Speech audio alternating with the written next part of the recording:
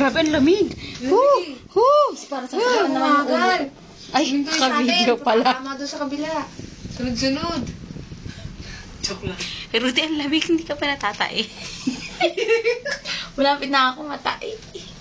Hindi, marami-rami tinae ko kanina. Kaya, Ako kasi laki lang ng $5 kapag ginanon.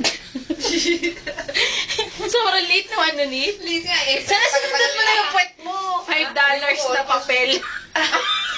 $5 na papel. Eh, di ba yung Coin naman. yung 1,000 Hong Kong dollars. Ang laki. Hindi, seryoso. Dapat talaga sinundot mo na lang. Ano pa nanundot ka, Ber? Ito. Kumamay ko. Eh, tinakain ko to ng tart kanina. Hindi ko kasama naman may facial wash. May wash naman. May alcohol ako sa hindi, nagano'n na ako. Seryoso. Tumahay ka ba kay Ate Karen? Well, hindi naman lahat may papasok yun. Tumahay ka ba kay Ate Karen? Tumahay, pinilit. Dapat eto lang, ganito lang ito. Ganito lang kalangan. Progress na yun, okay na yun. Oo nga eh. Ano yun?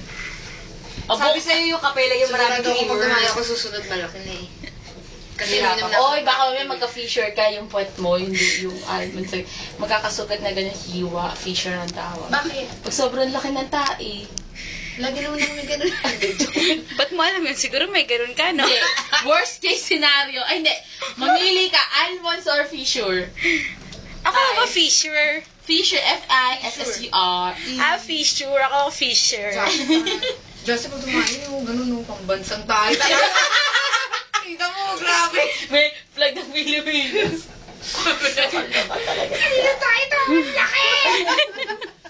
Hindi ba yun mahabas pa ikot pa? Parang ano, hindi nyo pa ginagawa yung pag tumatay kayo, parang igaganon nyo yung pat nyo. Parang ano ng ice cream! So, maalala nyo pag kumain kayo ng ice cream dito sa Sinagyan mo ng ano, ng blueberry, binili mo kanina. Gaganon. $8. Tuldok. Hindi, hindi nyo ginagawa. Ginagawa pa minsan yun.